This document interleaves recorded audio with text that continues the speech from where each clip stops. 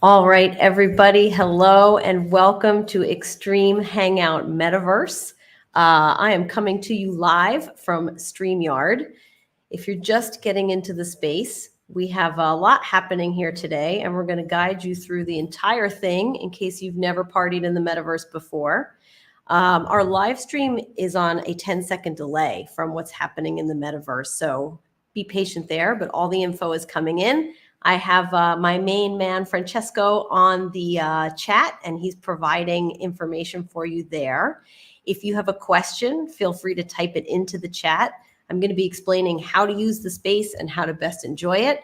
And in a few minutes, when most of our guests are here, I'll have Ellis join me on camera to answer some of your burning questions about sports, extreme sports, electric racing, and sustainability. So stay tuned and welcome. If you are here and you're getting started, use the number keys on your keyboard to show us your best dance moves.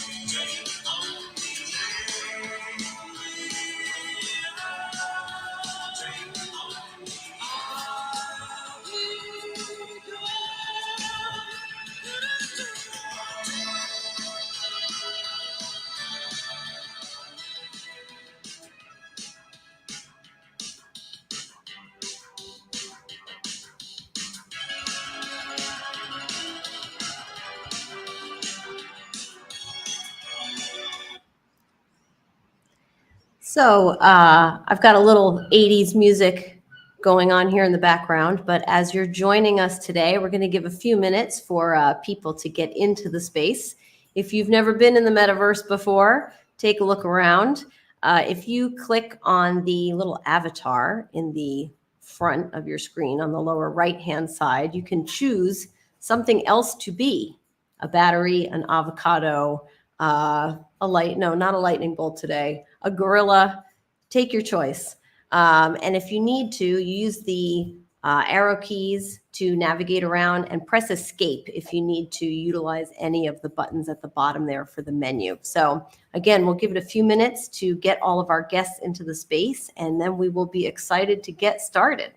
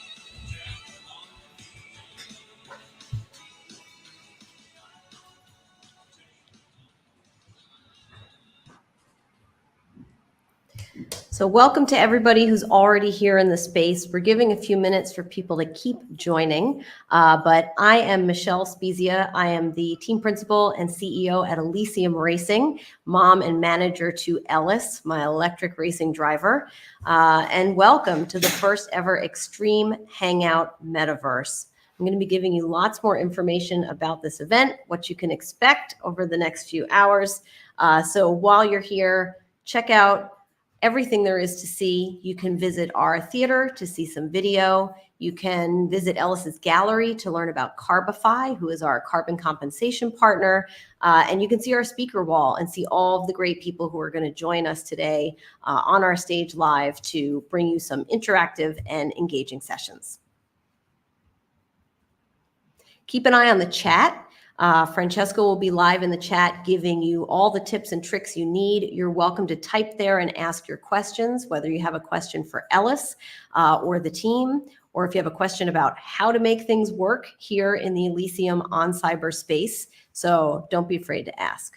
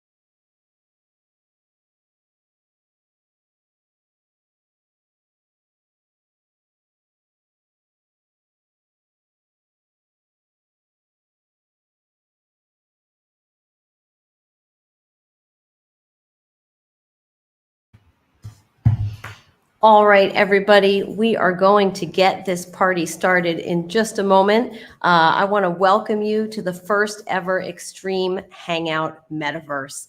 We're so excited to host this event. It's a first time for Extreme Hangout to be held in a virtual space. It's also the first time that the Ellysium racing team has done this extensive of a virtual event. So welcome to the party. This is actually kind of like a live beta test. So I hope you bear with us, and we might have some tech troubles or stumbles, but we're going to make our way through and promise it's going to be a whole lot of fun action. So first of all, I want to give a big thanks to Ping and FreedomWorks, who are two of our partners for today's event.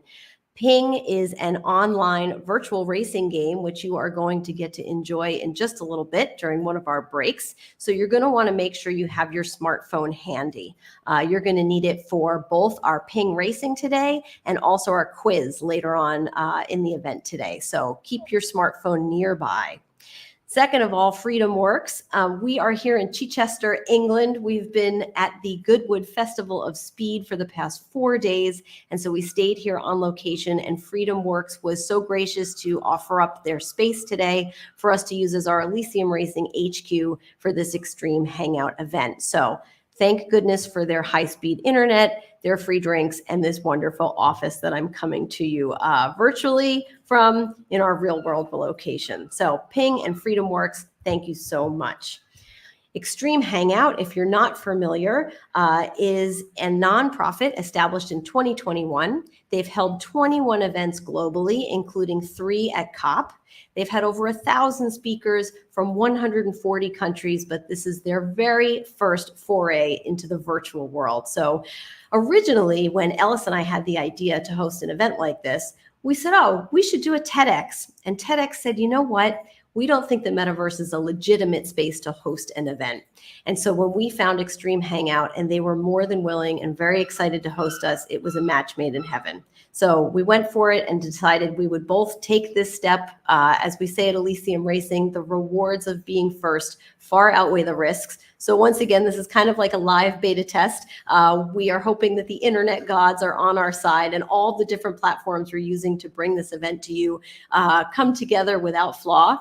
And if they don't, we'll work our way through it in the meantime. So we believe that hosting an event in the metaverse like this gives the ultimate benefit, which is access. It doesn't matter where you are in the world. It doesn't matter what time it is. It doesn't matter if you're wearing your pajamas or your pants. You can just click in and be a part of this amazing event. So welcome to everybody who's here. So as a reminder, keep your smartphone nearby. It's going to be really helpful. Just like a regular conference event in person, this space is meant to be a public event that is safe and fun for everybody. So you can communicate using the chat.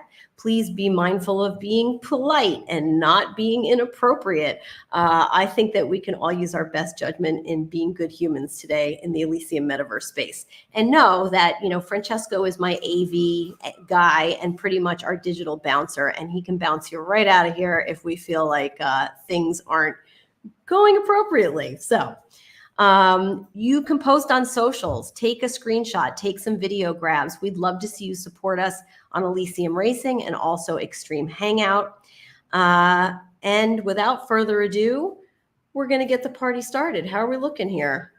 All right, so if you're in the space, let's make sure you know how to use it. So if you want to get around, you're going to use your WASD keys, and also your arrow keys can help you move around. And if you click on the little avatar in the lower right, you can change your avatar into anything you'd like. The other fun thing is that if you use your keyboard numbers 1 through 9, they'll help you dance and get some moves. So try it out for a minute. Let me see everybody's dance moves. What do we got? I see a monkey. Of course, I see Ellis in his unique renegade race suit there. What's that little skinny stick person? I like that. I don't think I've even seen that before. And then we do have a bouncer by the staircase. That's actually Renners, our resident filmmaker. He's covering today with the FPV cinematic drone. So he'll be taking recordings of our event so that everybody at home can see it. All right, it looks like we have some more people joining. So we'll give it just a minute.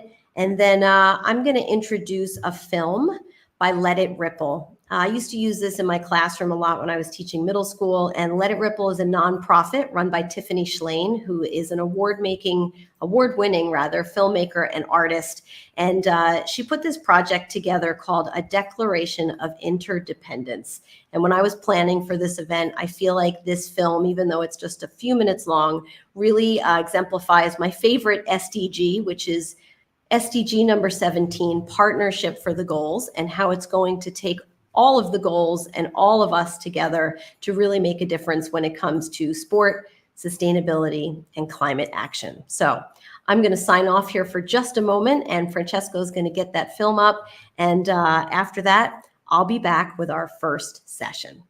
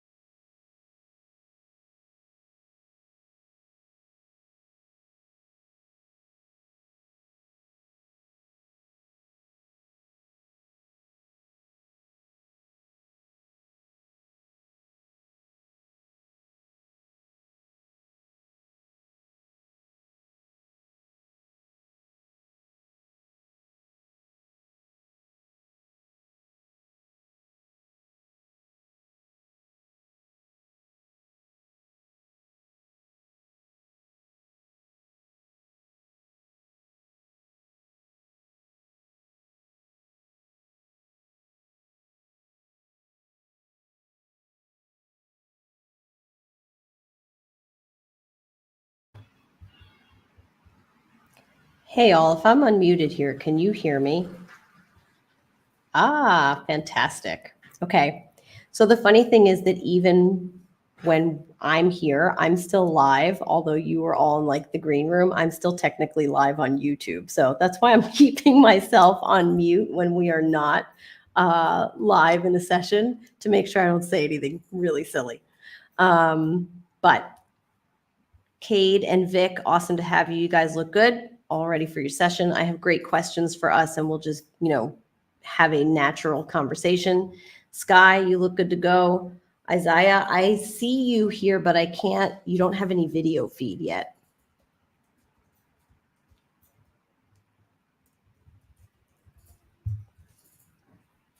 And we're technically still waiting on Erin and Justine.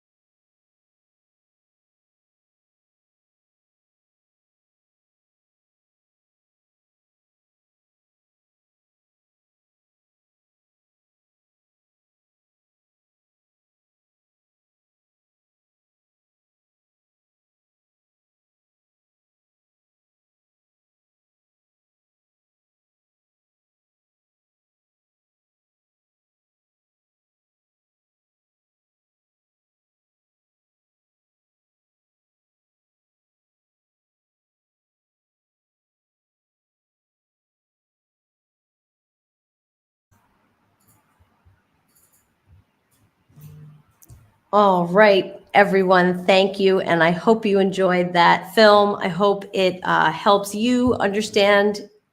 Oh, we're going to hold on. Francesco's fixing our stream. All right.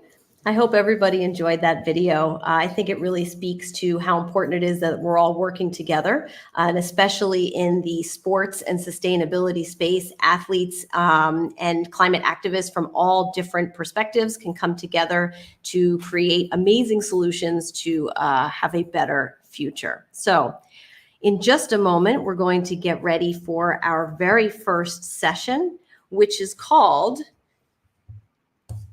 Fighting Fear in the Age of Climate Anxiety. So, as Ellis would say, the worst thing to have on track is fear. And when you're afraid, you're going to find the wall almost immediately. And I think that, one thing that I feel as a mom and team manager and founder is that, we see so much fear happening, so much anxiety around what's happening in the world. And I think it's really easy for young people to be made to feel as though there is no solution, there's no point in trying, that it's just so overwhelming. So one of the things that's really important to me is helping people find ways to fight their fears and turn those fears into action. So, as promised, this event is going to be engaging. It's going to be interactive. So for my first session, in just a moment, I'll introduce our participants, but we're going to need your help too. So every participant here can feel free to use the chat to participate in this activity and have your voice heard as well. And so let's get right to it. So our participants for this session are Sky Yang. I'm bringing him in right now. Isaiah Aguagu and Justine Abo. So you're going to see their faces pop up on the screen next to my digital whiteboard here. And we're going to use this digital whiteboard to build our solutions of how to fight fear in the age of climate anxiety. So, Sky, welcome. Good to see you. What's your take on fear in the age of climate anxiety? Good to see you too, Michelle. Well, in terms of fear and climate anxiety, I think that there is, recently last summer I took a class on, UC bending the curve, which is, the famous bending the curve idea of, how like the carbon dioxide going up in the atmosphere and how, the Paris Accord, we need to keep the temperature of this climate change below, like, for example, 2 degrees Celsius. I think there's a lot of fear in terms of, oh, what happens if the world suddenly, just the ice just melted in the North Pole or something like that, and sea level rises, or something happens that just destroys our planet, and there's no inhabitable land for any future inhabitants and our descendants. So I think there's a lot of fear in terms of that. Absolutely. So we are first in this session going to spend a little bit of time focused on our fears, because if we don't get them out there and we don't name them, there's no way to talk about them. So the first step in this interactive session is that Sky and Isaiah and Justine and Aaron are all going to work together to name some of their fears. So I see some of you floating around already in our Miro board. This is like an interactive whiteboard space. And so there's different things you can do. If you see on the left, there's a little Post-it tag, which is above the square. You can add a sticky note, a Post-it, or you can just press the T for text, and you can start to add your fears right under the fear bucket there. And for those of you who are in our space as guests, Francesco is running the chat. And if he sees that you're adding a fear, he can go ahead and let me know, and I will add it to the list as well. So, for instance, let's see. I'm going to add a green sticky note here. And Sky had said one of our fears is the ice caps melting.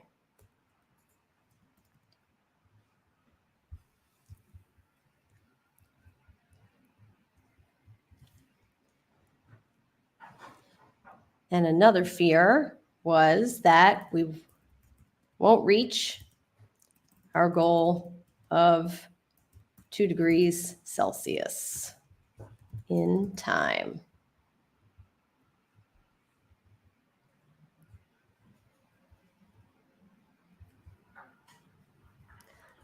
So either you all can add your own here, or I'm happy to type them in as well if you want to shout them out. Francesco has, running out of drinking water. I'm a fan of the sticky notes, you'll notice. Running out of drinking water.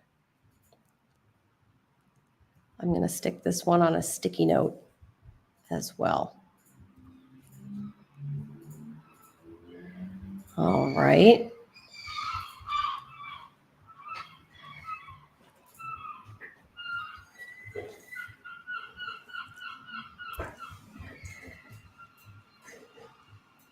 Yep, we've got causing sea levels to rise.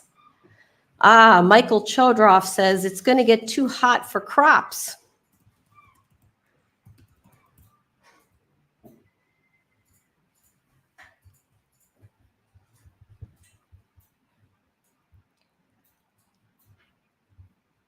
I love watching all of the little arrows moving around the space as people are thinking and brainstorming.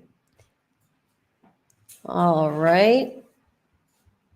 I think this is Francesco's personal plastic in the ocean.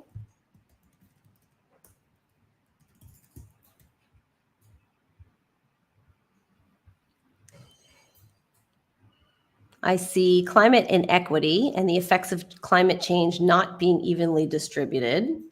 Legitimate fear. That my favorite animal will go extinct. Yes, I'm plus 10ing that because I'm a big fan of the animals. Further loss of species is something else I'm seeing added.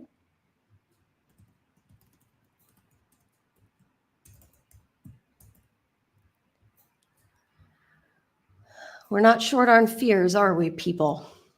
Admitting it is the first step, we like to say. So, deforestation. Any other guests have fears they want to add to this list? In the chat, we're seeing the dying coral because of rising sea temperatures.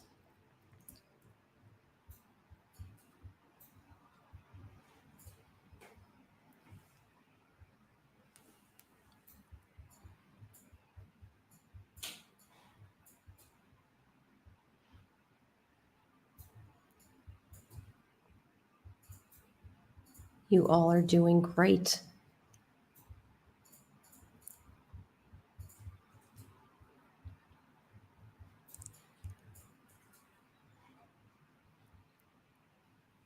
Agriculture and food become increasingly unhealthy. I have to be very honest. We've been living in Europe for the past 4 years and we're going back to the United States. And one of my biggest concerns is food quality and food cost. Running out of fossil fuels or sustainable energy needed. Absolutely, because all of these new electrified appliances and ways of doing things are amazing. But if we don't have the energy to power them, we're going nowhere fast. I don't want to say that your fears are great, guys, but I applaud you for putting them out there. And I think we've got some really good things working here.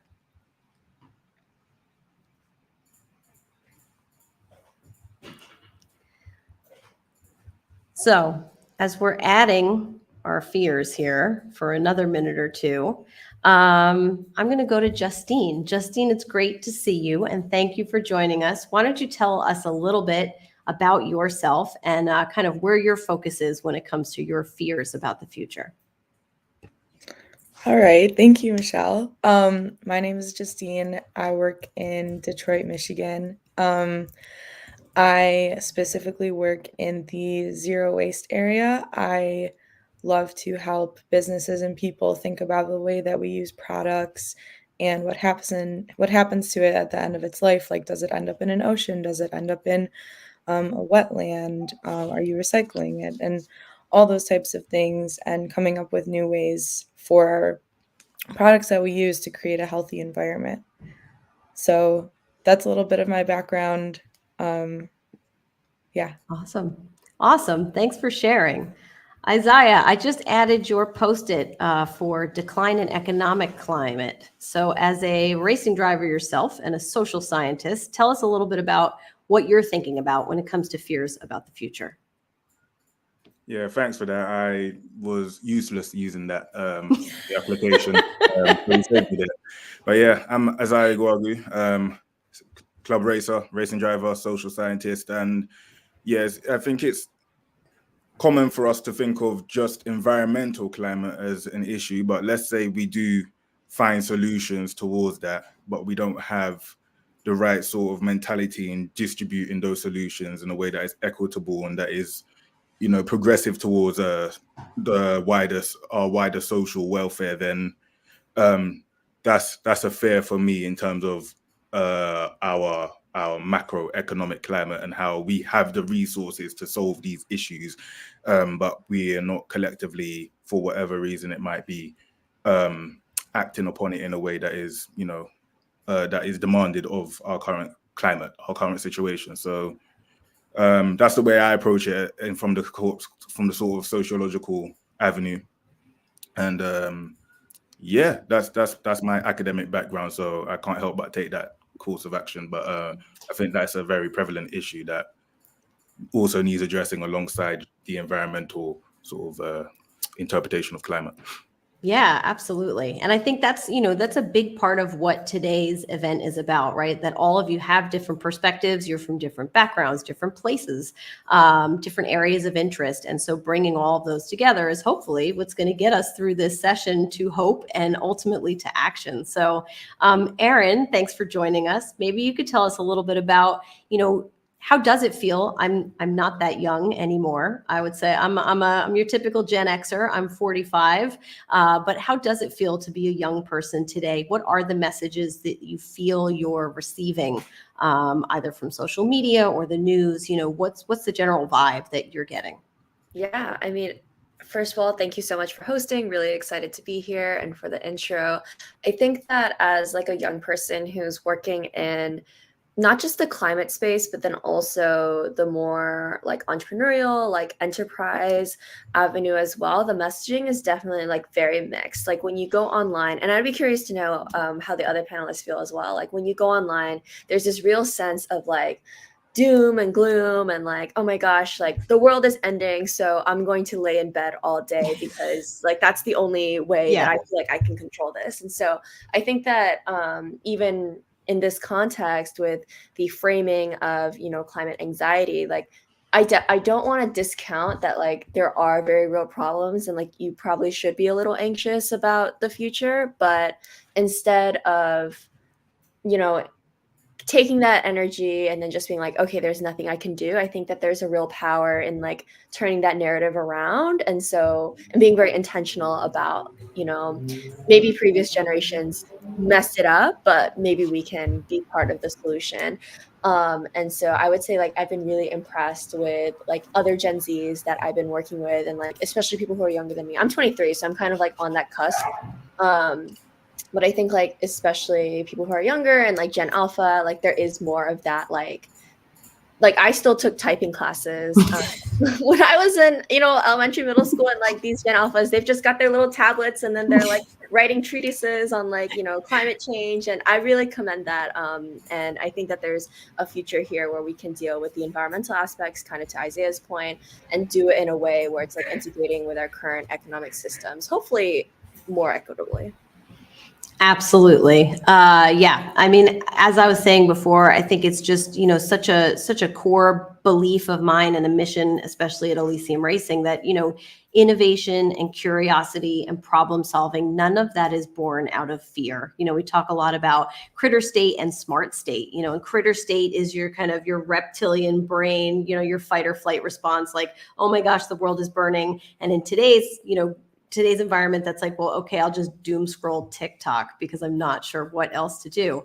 So we're hoping that we can use this session to give all of our attendees and viewers and our larger community the tools they need to, take those steps out of a fear mindset. So we've got a good amount of fears going here, whether it's plastic in the ocean, running out of water, running out of food, deforestation, our favorite animals, mine, which are like the alpaca or the sloth, going extinct. We don't want to see any of this happen. So the next step in our interactive session here is we're going to take these fears and turn them into hopes. So if you look at any of these Post-it notes with a fear, if you fear deforestation, what do you hope? If you fear a decline in an economic climate, what do you hope for the world, for yourself, for your generation and beyond? So I'm going to give us a little line in here to kind of break this up. And you can add some more Post-it notes, or you can drop things in the chat and I'll be happy to add them for you. And anybody who's here viewing, same, drop it in the chat. What do you hope? What do you hope for the future? And it doesn't have to be exactly tied to one of the Post-its that's already up here, but what's your hope?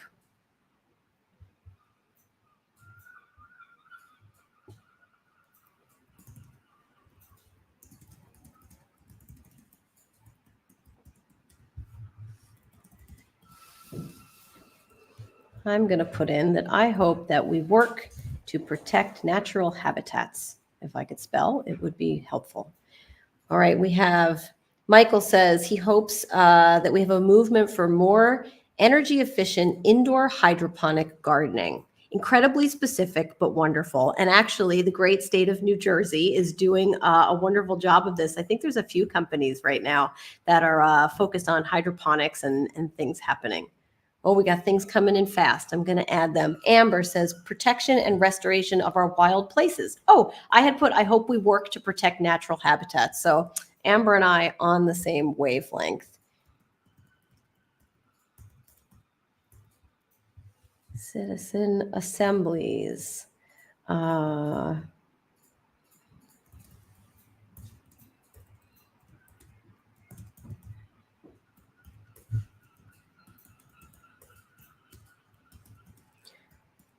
We're not going to judge typing or grammatics here. We're just trying to get things out on the page. Reduction of energy use and more sustainable energy sources.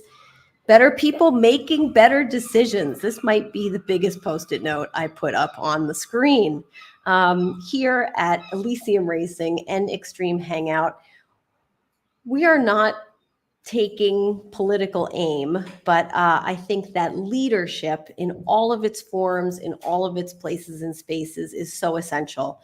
And again, that's why Extreme Hangout and Ellysium are focused so much on younger voices and making sure that you all are heard and that you feel, that you are empowered to help solve these problems. Not better people making better decisions. Leadership. Yes, more citizen assemblies. I have from Amber, thank you, that we stop over consuming. Agreed. Reversing rising sea levels and restoring coastal life. Community in the way we empower education and trade. These are amazing. So many hopes.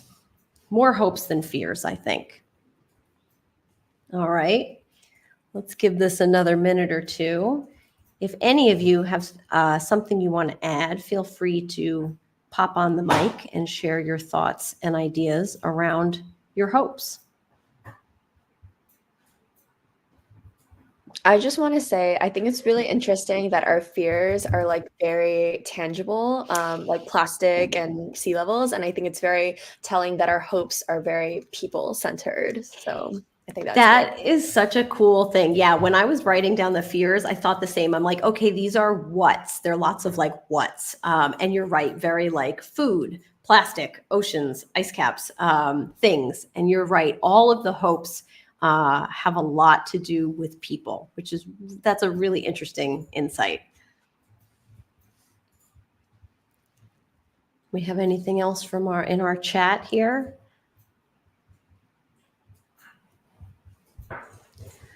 I'm going to add one more.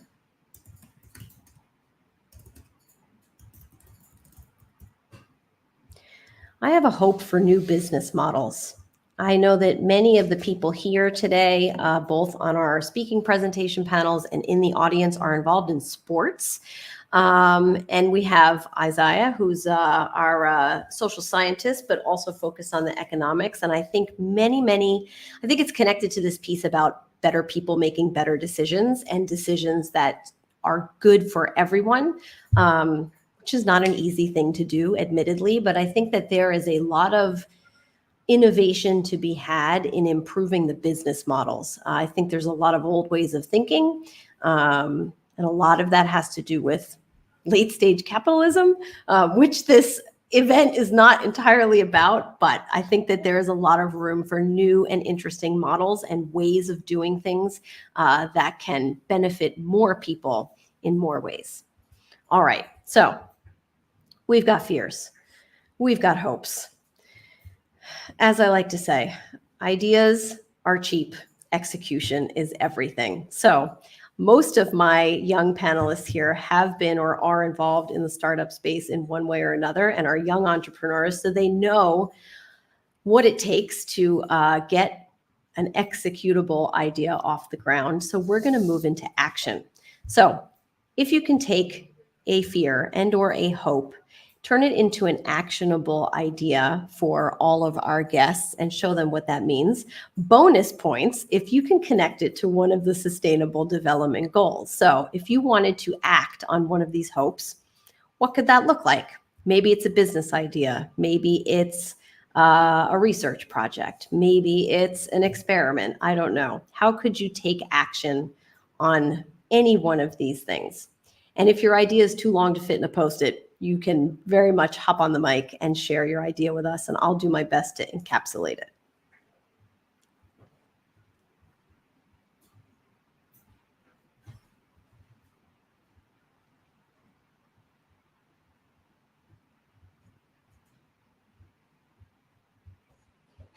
All right, see things coming in here.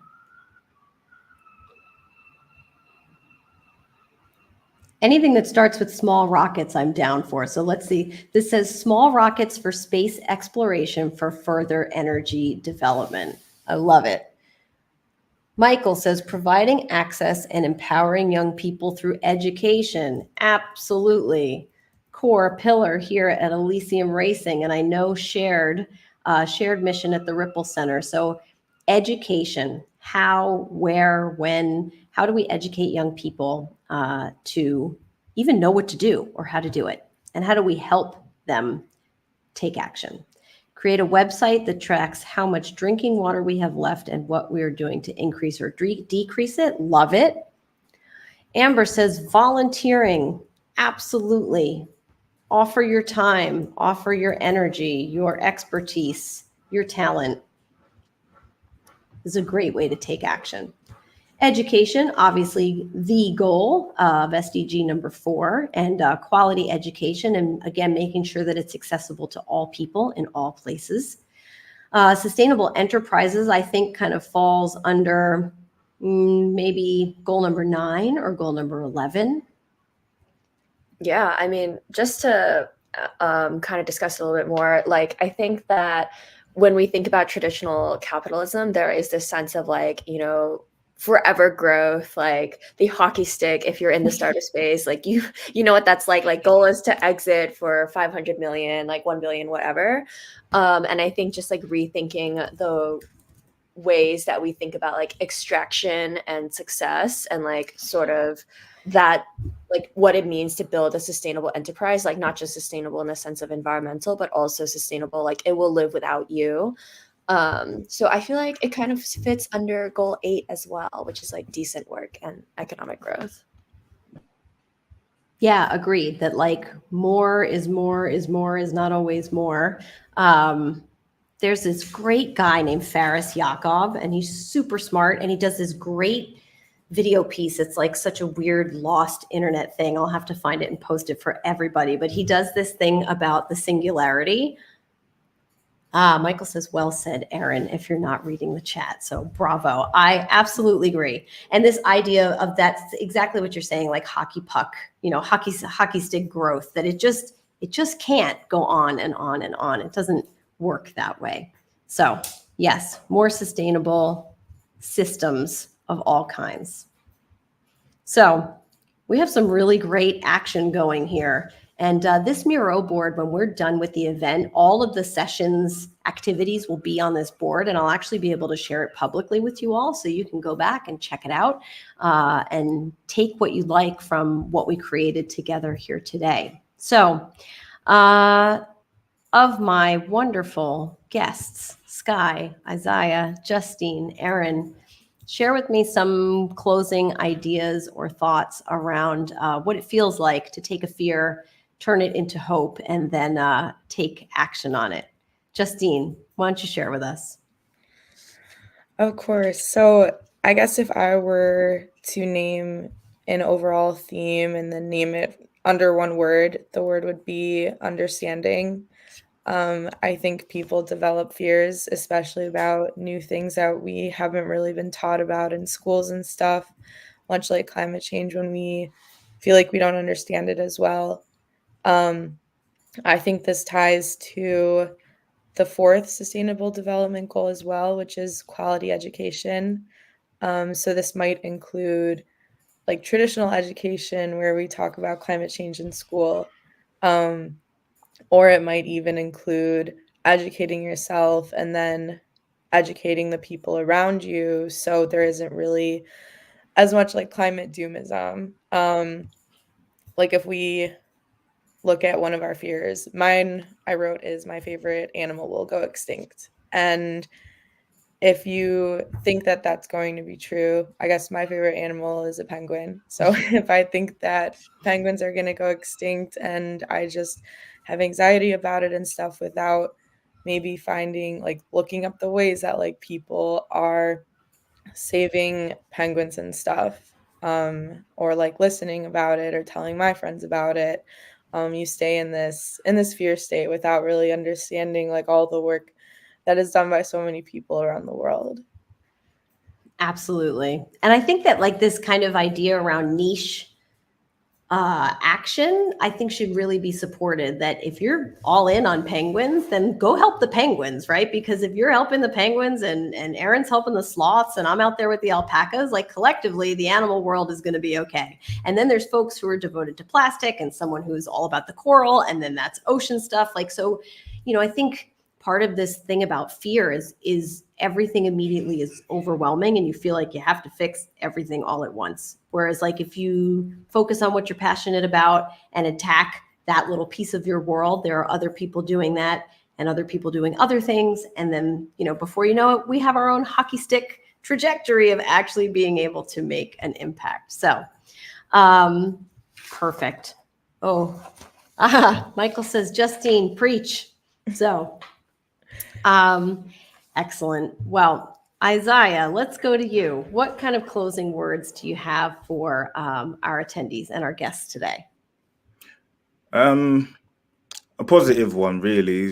I think the overarching theme towards action is community, and by extension, you know as much as I do from our motorsport endeavors that partnerships are not as easy as it might look from the outside in to acquire. But further than that, like we've established unique avenues for ourselves. How do we use our resources and set a precedent of community, of partnerships, to impart what we've already achieved onto those who are trying the same thing or who might need the outlet in whatever sort of creative way we do it. Like if you take the work we do in STEM for young kids, I've seen you do it across the world. I do it in London for the guys and the kids in the streets. Yeah, it's just the importance of community and partnerships that matter, not partnerships that just look good for whatever trend.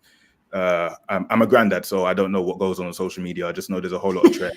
Most of it don't make sense to me. But when it comes to partnerships, I think we need to see more partnerships that matter, that have a progressive effect on our socioeconomic welfare. And yeah, I think that's my closing takeaway from me. And I think a platform like this is optimism for everyone involved and locked in right now to, to achieve that growth that is healthy, not the sort of what did you call it, late capitalist growth that we've been sort of learning in schools, but growth that we can actually feel and see in our everyday sort of reality. So that's my closing statement from this.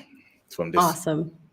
Much appreciated. And Sky, why don't you wrap us up with any last thoughts that you have? Yeah, I mean, I'm gonna share a really quick example that's not necessarily about sustainability, but was student body president for UC San Diego. I represented 32,000 people, and I, was co-chair for UC Council president. So I had to, advocate for, well, I wanted to advocate for, for example, student housing, which was the big part, especially within the UCs, that students don't have housing. So you have this fear that there's no housing, there's a problem, and you hope that, okay, what we're going to do, we can advocate, for example, to the board of regents, we can advocate to UC presidents, we can advocate to the chancellors trying to expand housing to the state legislators. And that's what we did. We went to talk with the regents, we talked with the president of UCs, we talked with chancellors, legislators, and we were able to get more fundings to build more housing and get commitment, for example, from my campus chancellor for 2030 for 4-year housing guarantee. And right now, I only have a 2-year, just restaying last year. So, it's a big step up. And I'm sharing this because, I think that if you have a dream, you have to chase it. And then, if you see something you like, something you want to pursue, you have to chase it. And, as a former Ripple Center alum, that education, as Michael said, is very important, a very important aspect. Right now I'm studying abroad in Cambridge right now, and actually I'm taking material science as one of my classes. I don't know why would I do that, because I'm a political science major, but I'm really interested in energy and different type of materials on I guess more sustainable development for the future. So I think having that education and be able to learn that, and giving people opportunities to learn about sustainability, climate change, global warming, stuff like this will increase a lot of actions in the future. Absolutely. So well said on behalf of all of my participants here today. Sky and Justine and Aaron, all part of the Ripple Center alum crew. Thank you so much. Isaiah is a personal friend and fellow racing driver, social scientist as well. So I think all of you, it's so obvious that there are diverse interests and backgrounds, and that all of them can come together to have this interesting conversation, do it in a unique way, and get to play online with some Post-it notes, which is one of my favorite things to do. So I really appreciate you all being here with us today and kicking off Extreme Hangout Metaverse with this first session, Fighting Fear in the Age of Climate Anxiety. I hope we left each of our attendees with a little less fear, a lot more hope, and some actionable ways that they can get to work in their communities and beyond. So thanks for joining us. Next up, we are going to do some digital racing. So all of you who are here in the session with me should pop off and pop into the metaverse space. We're going to be putting up a screen where you're going to need your smartphone to scan the QR code and join the game. So again, thank you all for being here. Thank you for your participation, and we'll see you soon. Thank you. Thank you. Thank you. Thank you.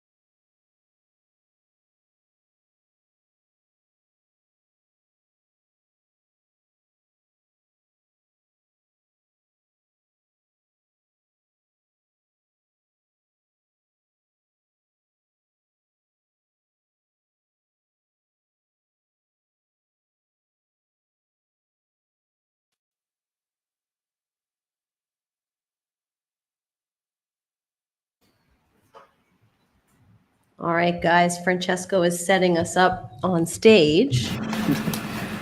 Hello. Hello. Can you hear us? Yeah. How's it going?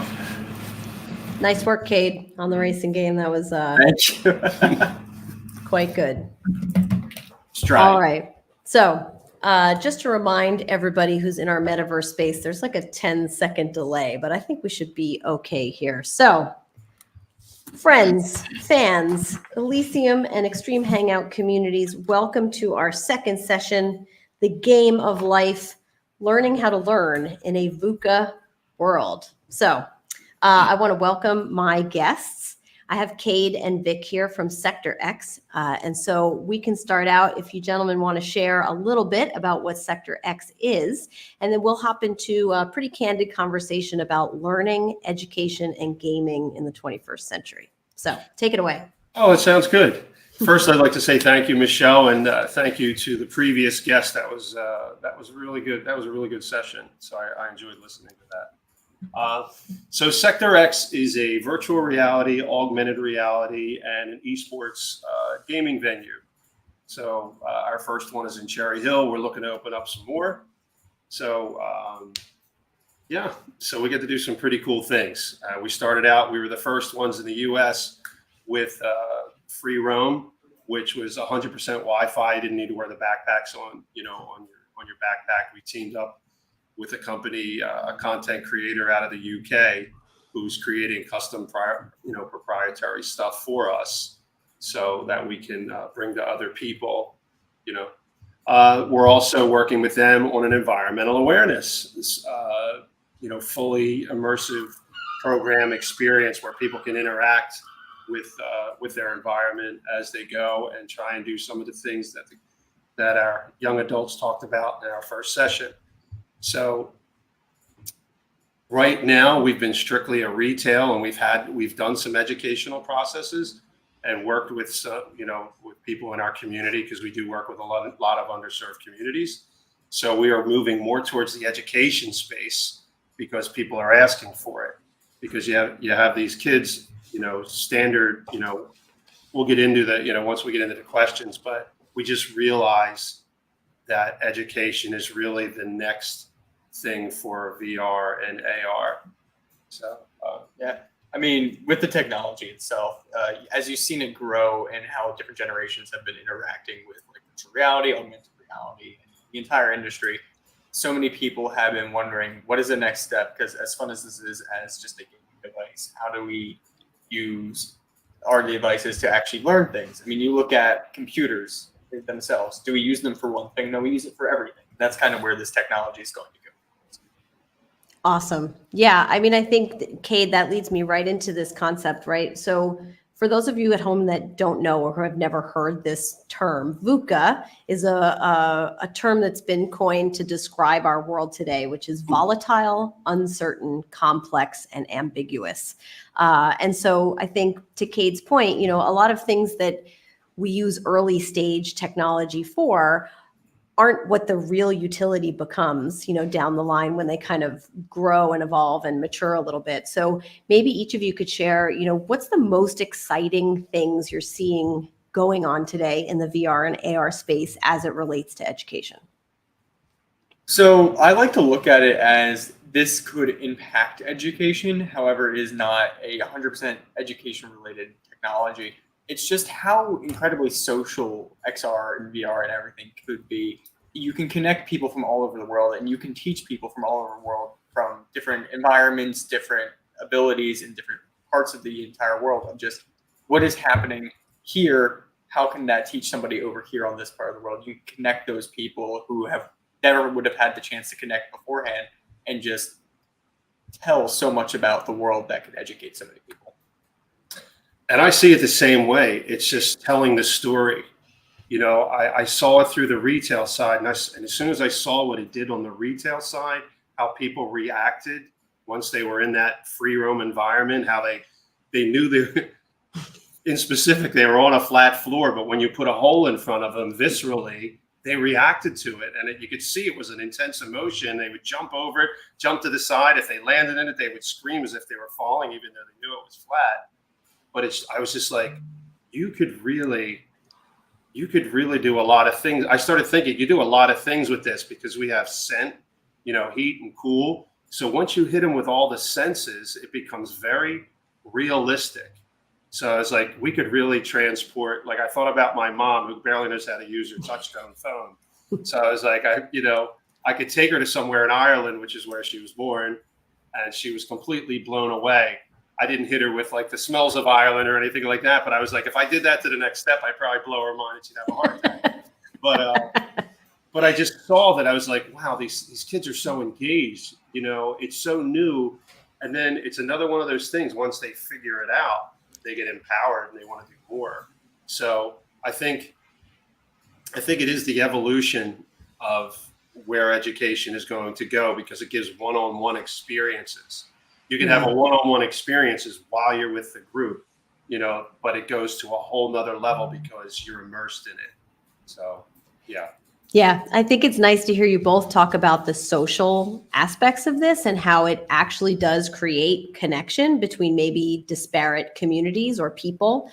Because I think, as an educator and as a parent, I think, what we hear all the time is the isolation of technology and the isolation of these experiences and the disconnection from the real world. And I think exactly what you're saying is this technology actually has the opportunity to do entirely the opposite. And that's what people maybe are misunderstanding or, we need to unpack those stigmas for them. But I think all of the young people who are watching this today will say, oh, thank goodness, there are some adults who get it that, we've been gaming since we were 5 years old and we learn everything we need to know, behind the controller or in the headset. What are some of the skills or values or mindsets that are coming from the gaming world and these experiences that young people will need to take with them into the workforce? So these are actually things that I learned myself just over time as both a developer and somebody who grew up gaming in recent years, is that there's a lot of things that you don't think about when you are playing video games. If you're playing something that is a competitive game, you are learning about the multitasking skills, the ability to communicate and perceive what your other teammates are doing. You're able to understand in a virtual world, which can also translate to the real world, of just everything that's happening around you. And it gives you an extra sense of focus that you're able to bring into the real world. A game that I used to love to play was a sport game that was in VR. And it was a very high-paced game where you'd have to make sure you're using your hands correctly. You had to make sure everything around you was 100% what it was supposed to be. And there were so many different aspects of things that you were paying attention to that you would be very immersed in making sure your focus was on everything around you. And I realized after I stopped playing that game that translated into the real world very well for me, because it made me super aware of my surroundings at any given moment. And I was able to grow my skills as somebody who was very into just understanding the world around me. And it taught me how to make sure I knew what was happening. So I'm on the opposite end because I'm not from the younger generation. Touche. I was a pinball player, and my Pong came out when I was probably 15. So we're working back in the Atari 2600 era. Hey, that just means we were OG at this, Vic. That's all it means, is that these young kids should respect where we came from. That is correct. But on the shoulders of giants, as they say. You're right.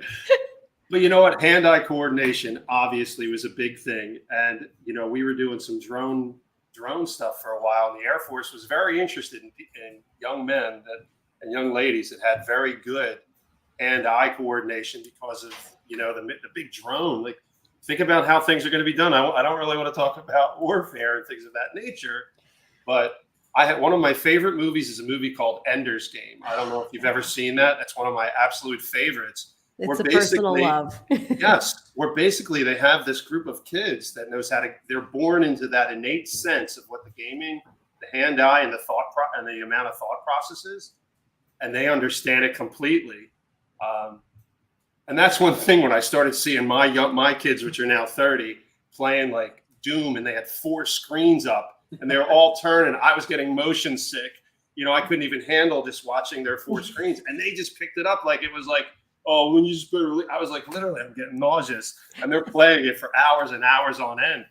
And what you don't realize is their brains get to visualize and take in all this different data so quickly and be able to discern it and react to it, where the generations prior, like people like me, it would take me years to learn it, where they were innately born into it, playing it for, from a younger age, and they just learned and got better as they went.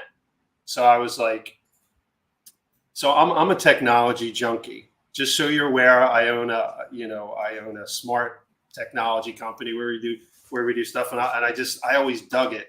Doesn't mean I'm good at it, and I understand, and I don't understand everything, but I could see the uses, and I could see, what this can do for people. Like Cade said, he was a self-learner, and you'll find out a lot of these kids are absolutely brilliant, but nobody talks to them to find out how brilliant they actually are.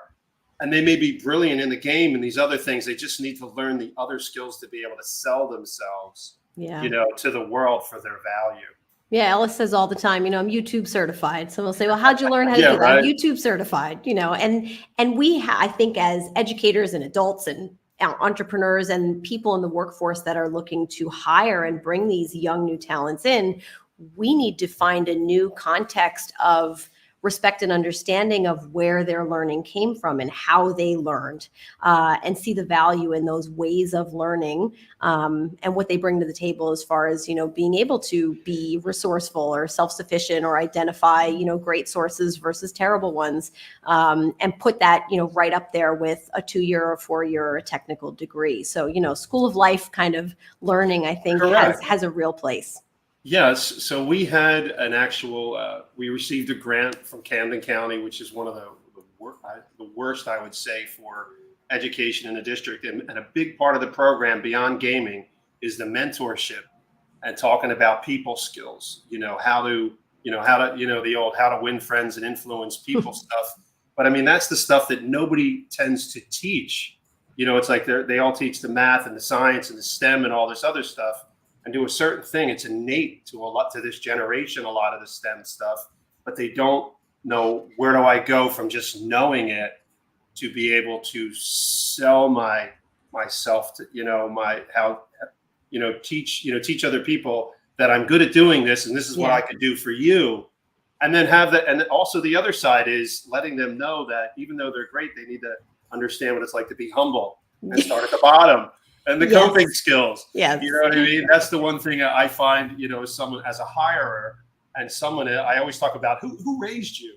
I say that all the time. It's like, I want to grab it. I was like, I want to grab your parents.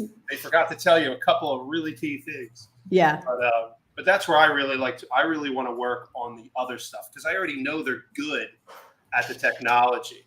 Now it's a matter of how do we get that to a point where they can be successful in life. Yeah. Like how to human 2.0. Correct. Yeah. Yes. Yeah. So, and I've kind of despised the term soft skills or 21st century skills. I mean, yes, it is social emotional learning. It's all of those things. And again, respecting the environments that these young people are growing up in, physically, digitally, politically, economically, to understand the context that they're coming from. But then also, helping them foster those things that maybe we learned in our generation. And I immediately feel like I start to sound like my parents when these things come out of my mouth. But this is just it, right? Like creating these kind of give and takes between the older generations and the younger ones, kind of, the apprenticeship model, but making it go both ways.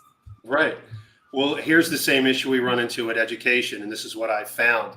So when you have the people that are on the boards that are 45, 50 and older, and the teachers are older, you get a lot of pushback because people tend to want to do what they've always done as teachers. So when these new things come about, it's almost like you need, we're going to need that new, I went through the same thing with the smart technology.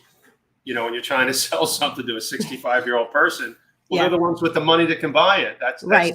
You know what I mean? And but once they figure out what it's done and you can tell it to them, they're like, oh yeah, it makes my life convenient. It's not smart. It's just convenient. Yeah. But the same way with education, when you approach, some of these boards, same thing with esports 4 years ago. It's like, how can esports do anything? My kids are playing that stuff all the time. I don't want them doing it. But they're making the decisions. And that's the key point before en masse, kind of hits in on a lot of these education things. So that's where we're at right now. We're hoping to start putting together these pilots that start proving, these use cases that this really works. But then again, if it's one-on-one and the technology can teach the students, you can see why teachers might be a little bit upset. You know what I mean? Yeah, So, I mean, it goes back to my last session and talking about upending entire models and systems and not being afraid to do it and understanding that, yes, there will be collateral damage across, multiple kind of verticals or aspects, but it's a necessary part of the process of reinventing what this looks like. So, I mean, Cade, what are you seeing as a younger person in the space? Like, what are the biggest barriers into making this mainstream so that in 5 or 10 years, it's like, oh yeah, of course, everybody's doing it. AR, VR education. The biggest barrier is that fear, like you mentioned. It is, everybody is so afraid to take those next steps. One of the things that I think I like to say I specialize in is pushing the boundaries of what is and isn't social and connectivity technology in VR. A lot of people are afraid to build new systems in these like applications in these games that could in the long run, remove the friction of using this technology. But in the short run, it looks very difficult. There are so many things that VR developers want to do. Like, for example, if you played any VR games, you know that if you have a menu in front of you, you have a controller and then you use it like a remote and you click the menu or whatever. That's a very big friction point because there's no point that you should have to have this extra piece from your hand going to this menu in front of you. You have hands. So you should be able to just use your hands. And there's so much of this technology is that it's just fear of building these new pieces of technology that will end up removing that friction. And over time, we are seeing that it's getting better and better. Apple released their headset, which removed a big friction point of just a cursor. no selling. No, this is not an official endorsement. No, it's not. Right. Trust me, it's not. But you'll have so many companies who decide like, okay, we are going to try to push the idea of what we can do. And almost every time that a company has done it, it has shown to be a phenomenal extra step on top of what the technology is doing. I mean, like we're doing here with education too. And stuff is happening exponentially quicker. Yes. Yeah. I mean, the quality, like when I first saw VR, I wasn't too excited about it. It was very cartoony. They didn't figure out the motion right so people like me now get a little motion sick if there's too much, if the eyes don't match the brain. So they really figured out the whole eye-brain match thing. I'm sure your son Ellis can tell you that some of the racing cars before 4 years ago that I got in with the VR, it was not real at all. And it would make you nauseous very quickly if you didn't have a fan blowing 100 miles an hour in your face. So to me, it's like, okay, they're starting to get the timing right. Like, but now they're starting to get the simulators right. And I'm sure Ellis is probably going to get on there and say now it's getting very, very close to real racing. Yeah. So, if you don't own $1 million car, you could put 100 hours in this thing. And if somebody put you in a car, you'd be pretty close. Yeah. You know what I mean? Absolutely. And that's where we're getting at this point. I know the brainchild here, he's moving, he's already in the next level of thought process. I'm always about, I'm not quite Apple where they just throw it out there and it's like, tell me your mistakes and I'll fix it. Yeah. I like, but I really see where it is going. Like I can enjoy VR right now. I don't have the motion sickness because they've kind of figured that part out. And now the realism is really where things come in, like pilot training. Right. That's another course we're going to offer eventually, because again, you don't own a plane, very expensive to put time, flight, on. But if you have a flight simulator that's very realistic and it pairs you up with a plane that looks almost exactly the same. Yep. I mean, you're going to do well because you went through the feeling and the visceral experience versus just staring at a book saying, yep, I hope that's how it's going to work out when I get in a real plane.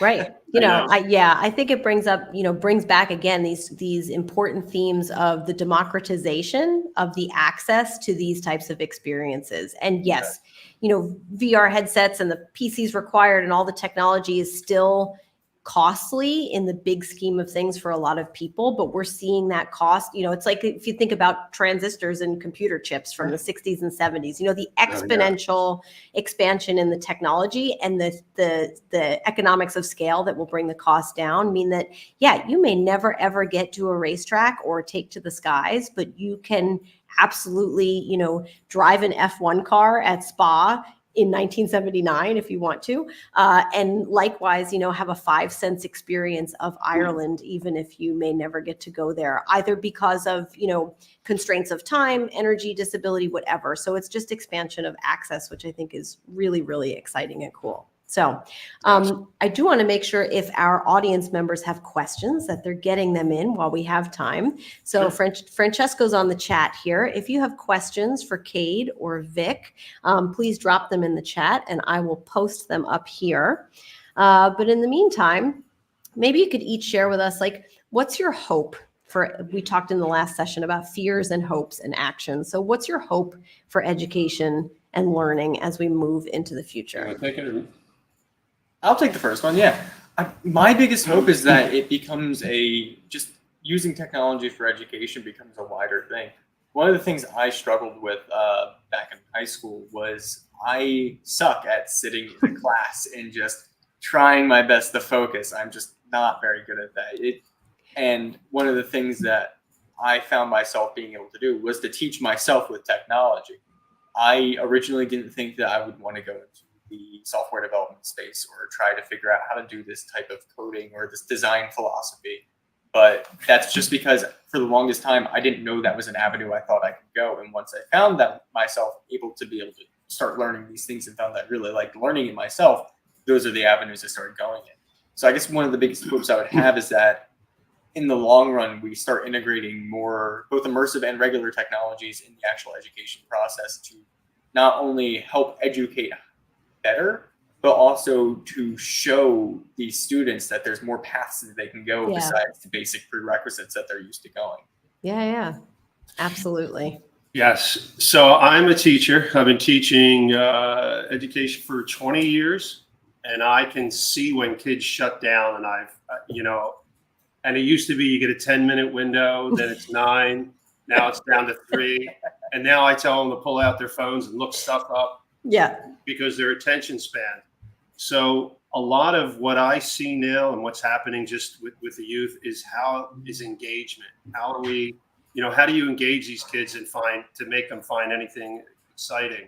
So when I see this, I see a huge opportunity here for not only engagement. Well, I was always a big one of gamifying. When I see kids get bored, I'd have them stand up and we play a game on the board or just anything different to make them other than just sit down, because when you're sitting in a chair listening to an old person talk, minutes turn into hours by accident. You look at the clock, it's only a minute past. It's the second hand going in reverse, but you don't really retain. But when you put people in a position that they like something and you have them learn accidentally, which is what I did to my kids. Like I started my kids with the Jump Start and the Reader Rabbits and all those things, and they were well read by the time they got to school, because they didn't realize that I tricked them into learning, because they were stomping on ants while they were spelling words. To them it was fun, and I was like, and at 10 years old I said, "Gotcha, I made you learn," even though you had fun. But I'm a big fan of the gamified learning. But where I see this is, like, we're in Cherry Hill, which is probably one of the most highest paid demographics and wealth in the area. The 5 miles away is Camden, the ultra opposite. So the kids here have their own $3,000 and $4,000 computers, so they could do what they want. But then you go into these other places where they don't have the same gear. And what we're trying to do here at Scepter X is we have that gear, and we're actually working with nonprofits to help bring these kids in here and give them the same tools. And absolutely. And with the VR learning, as far as the cost factor, that has definitely come down from owning the high-level PCs. So now you're going from learning from tapping to now everything's contained inside you, and you pick your direction. Yeah, that's the beauty of Class VR, because now when you gain analytics, you could see where kids go in the game. Like someone like Cade, he didn't know that what he was thinking could turn into a vocation for him.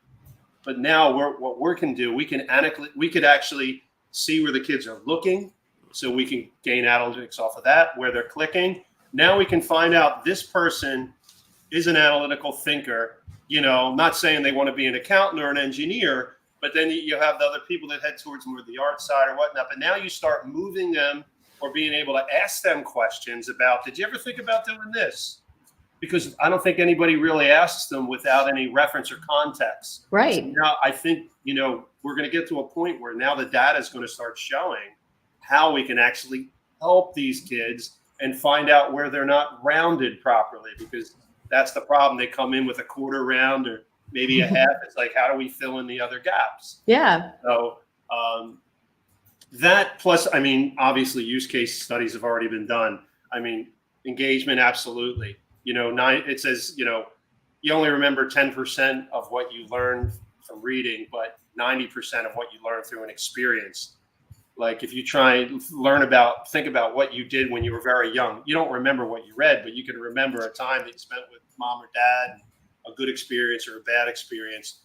Then you have retention when you start experiencing things like holistically. It's the difference in reading how to hammer a nail in versus having a hammer in your hand. Yeah. And someone could help. Yeah. You could read about it 100 times until you actually take the hammer to the nail. That transfer of learning is not going to happen. So learning by doing. Right. You think it's so obvious, but we continue that conventional path sometimes. So now we are trying to, move that along. So hopefully that answered the question without the roundabout. Yeah.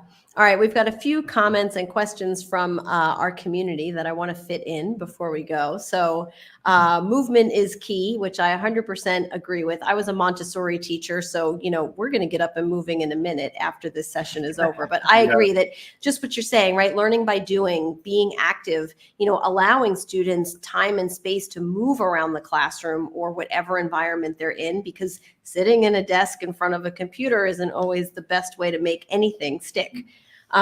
So let's see what we have here. If kids can get more focused, personalized designer ed tech, I feel like they will have even more time socializing in real life communities. What do you think? I agree with that. And that's what I believe that the analytics is going to tell us. It's going to tell us where these kids already are thinking. So once we understand where they're thinking, not saying we're going to place them, but we can encourage them to go forward with that. Not saying they don't need the other things, but just being aware that that's where they want to go. Now they're designing it themselves. They're going to take themselves in those directions. And we're just going to make sure that we're aware of it. Absolutely. And VR and AR give them these opportunities to try it out and try it on before they move into the real world. Even though VR, AR technology will likely have a place in their day-to-day work, it does give you this opportunity to try something on and see how you like it. What is it like to be a surgeon in the middle of an operating theater? What is it like to be a car mechanic, working on the torque map of an electric vehicle? And you can try that out through technology and VR and AR before you actually dive into it full force. Absolutely. Yeah. All right. Well, we are going to wrap it up. So, Cade, can you share with us any last thoughts on your hopes, fears, thoughts, actions of what's so exciting about the space that you're in, and what do you hope for it? I just hope that more and more people start to start investing themselves more into it and watch it grow. A lot of people think that this technology, either for gaming, for education, for workplace training, is just a gimmick. And there's so many people who could value so much from just looking into it and understanding it just a little bit more. Because once you look at it just a little bit, you start to see so many possibilities and opportunities. And it just paints a picture of a brighter future in my opinion. Absolutely. Yes, en masse. That's always the toughest thing, especially, when you get into the capitalism side and, people are wanting to put that, finally invest in these things. So the more people that do start adopting it, obviously, the faster. So the people his age, I really don't want to wait until they're the investors. You know what I mean? Because it grows like their generation. Absolutely, VR will be probably one of the biggest things 10 years from now. But if we can get it here, in 3 to 5, and we can run our pilots and start proving case studies and taking it from all these communities that are underserved and prove a point and maybe, get some direction and some funding. I think you'll see a quick growth, Yeah. So, Yeah. so that's my hope that when we start running these things, that the case studies turn out the way that we envision, Yeah. which I think they will based on the data we already have, and we create, more and better data to share and, to prove. Absolutely. Well, Cade and Vic from Sector X, thank you so much. It was awesome to hear your complimentary perspectives on education and learning through VR and AR and what's happening in the technology space there. I know all of our viewers here, we're thankful to have you. And I hope we do it again soon. I know that the next time I am in New Jersey, Cherry Hill is definitely going to be a stop on my list. So I can't wait to come see you guys. Awesome. Thank you for having us. Yeah. All Really right. appreciate it, Michelle. All right. Have a great rest Thank of you your so day. much. We'll see you. Bye. Bye. All right, everyone. So we are going to keep going. Actually, as the guys were saying, get up and get some movement. I think we need a break. So as this session came to an end, we're going to give you a chance to move around the space. So you need to check out our speaker wall and learn a little bit more about all the amazing presenters who are a part of this event today. You can see the sponsors and partners that Ellysium Racing and Extreme Hangout were working with to bring this event to you. And you're going to want to explore the space because at the end of today, before we go to our rooftop dance party, we're going to have a little bit of a scavenger hunt quiz. So explore the spaces here. Make sure you stop by and see Ellis's electric Mini Cooper that's up on the second floor. Take a selfie of yourself and post it online. Visit our theater, visit our Carbify exhibit. So take a look around, and in about 10 minutes or so, I'll call everybody back when we are ready for our final session of the day. So thanks so much. Take a look around. I'll try to put some music on for everyone to enjoy, and we'll be in the chat and on the mic if you have any questions at all. If you have questions for Ellis that you want to know about motorsport or racing, and he's going to be in on our last session of the day where you'll get to see him live. So see you soon.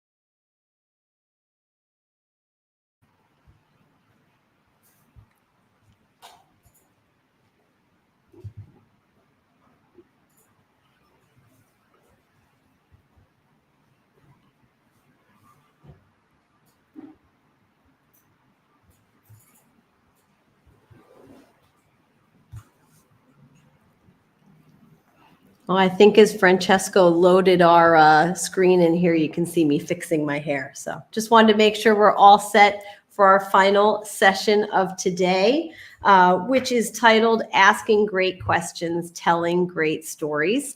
We have had some amazing interactive and engaging experiences so far.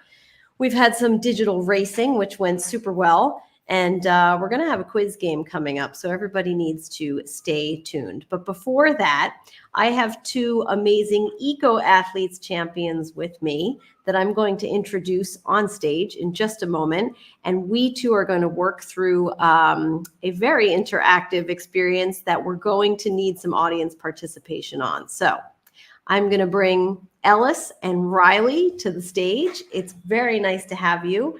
It's so much appreciated. I know I asked you both to hop in a little early. We were running ahead of schedule. I don't know where that ever happened, so I appreciate it.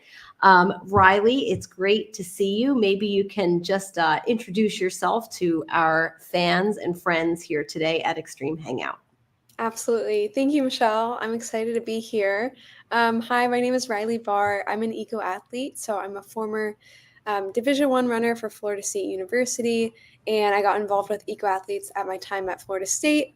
Now I'm actually working for a company called Blue Strike Environmental, and I do sustainability programming for sporting events. I mostly work with golf tournaments, so that is my niche.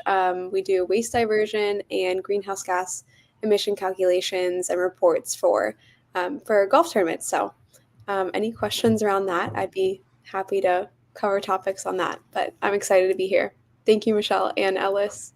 Yeah, awesome. Excellent. All right, Ellis, we've been talking about you a lot all afternoon, and we've seen your little avatar doing its best dance moves throughout the space, but now we can see your real in-life face. Why don't you tell us a little bit about yourself? Yeah, I mean, so for those of you who follow me, you know exactly what I do, which is drive electric race cars nice and fast. And obviously part of Eco Athletes, and super happy to get on, I think, one of the later sessions in the day for some awesome panels you guys have gotten to watch in our metaverse space. And yeah, I've been competing in electric motorsport for around year 5 now. And we're, you know, it's off. I can't say what we're doing this year yet. It pains me, but it's super exciting. I'm sure you guys that are following along are going to enjoy it. And it's nice to hopefully get some new faces in here that maybe don't know about the Ellysium racing crew.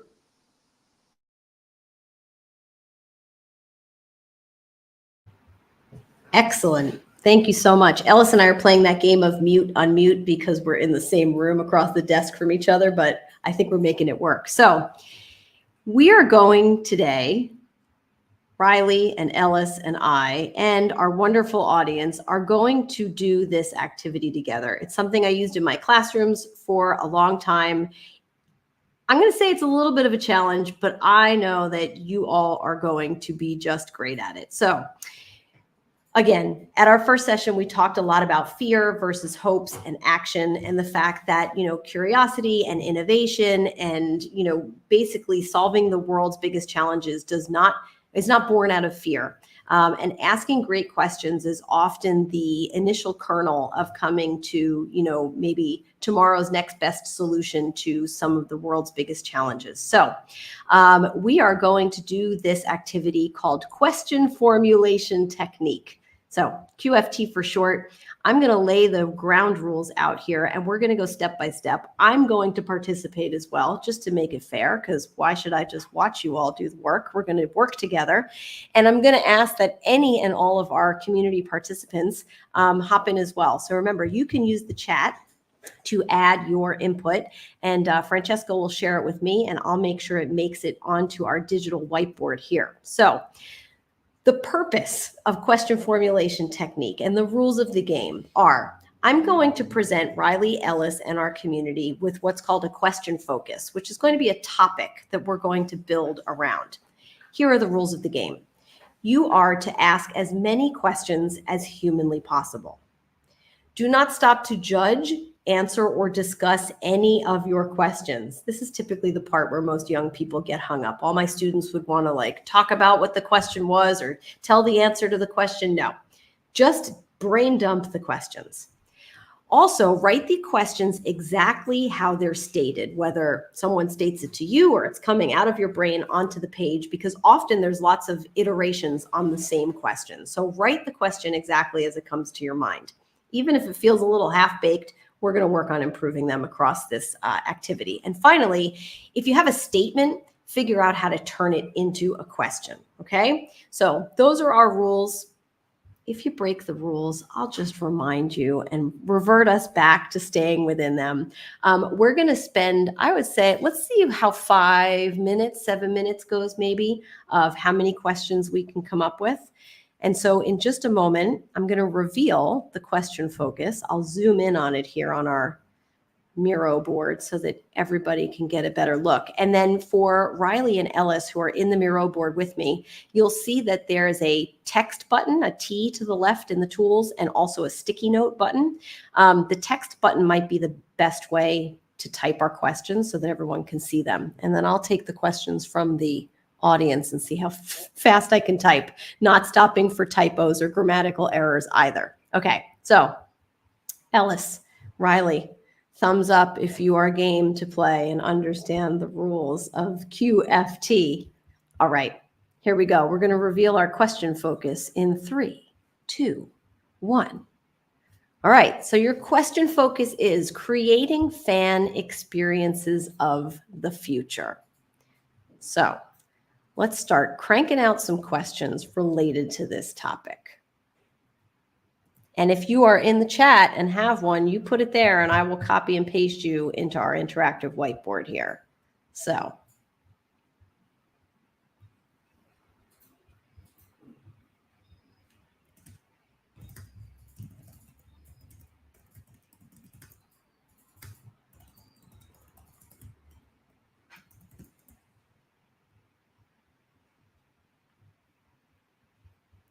I've got, what do young fans want out of a sporting experience?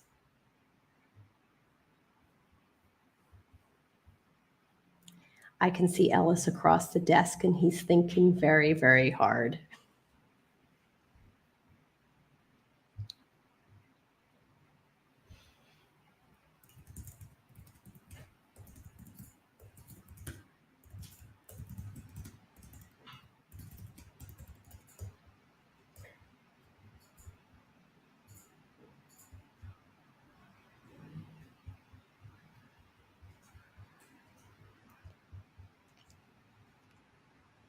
Oh, I see Riley has a text box getting started and Ellis is typing something. I can't quite see what it is yet.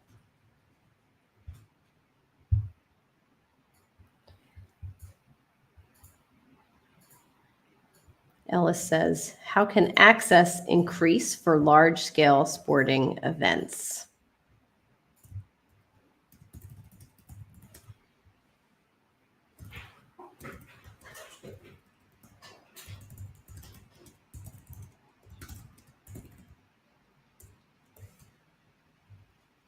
Okay, what do young fans want? I have Francesco sitting next to me. What do you think, Francesco? Creating fan experiences of the future.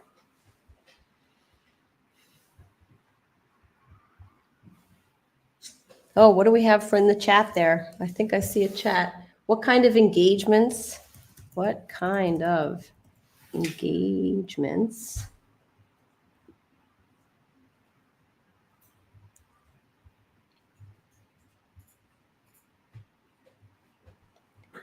Wait, I lost it now.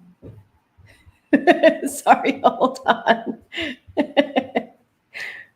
What kind of engagements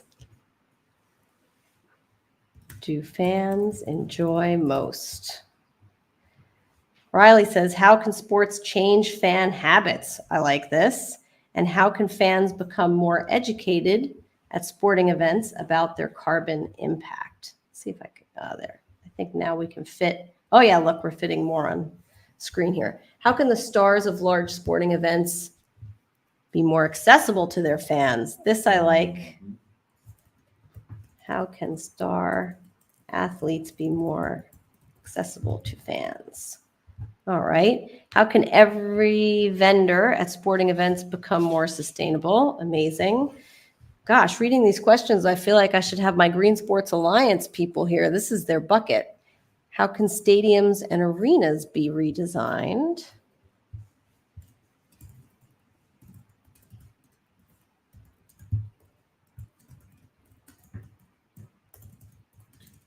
Elevate the at-home experience without taking away from people going to watch it live. Francesco's whispering in my ear, y'all, if you can't hear him. He says, how can you elevate at-home experiences without taking away the in real life event? Taking away from, again, no judgments on typos or grammatical errors here. Let's see. These are great questions so far, and we are playing by the rules as far as I can tell. How can sports change fans' habits? How can events stay sustainable with increasing fan travel? Yes, big one. Let's see. Oh, what's our last comment there? I see coming in on the chat.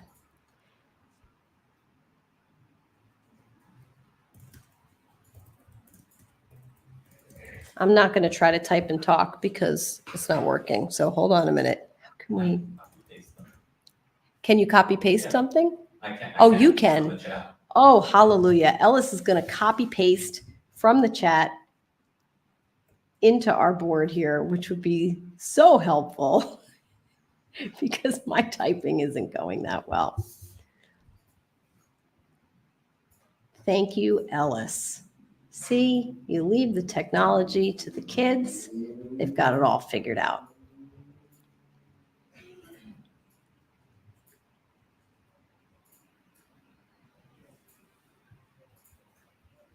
Very good. Our community is really participating, which is very helpful.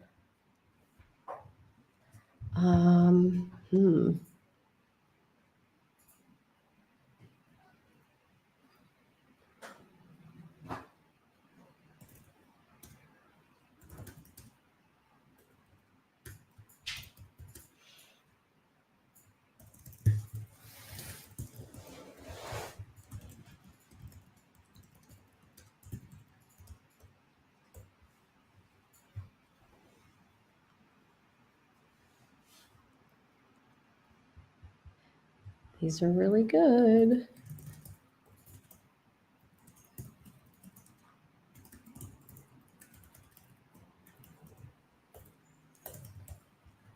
All right, let's give this another minute or two. We've got some really good things going here.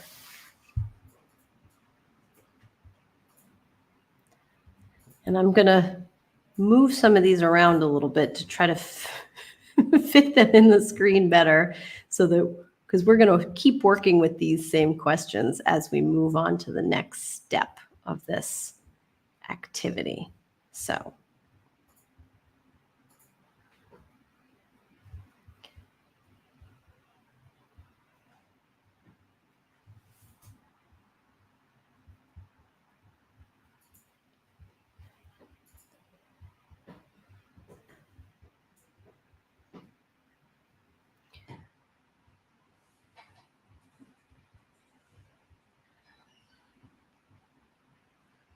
All right.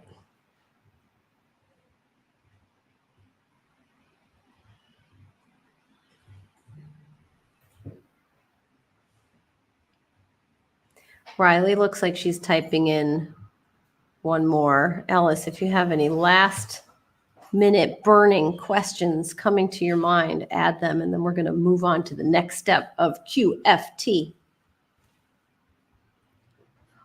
Oh, Riley, you're back. You're back on stage. I don't know how you fell into the green room again. We could still see you typing and all of that, but you weren't up on screen, so you're back now.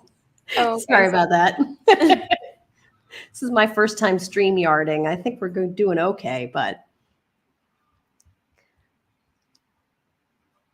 All right. So.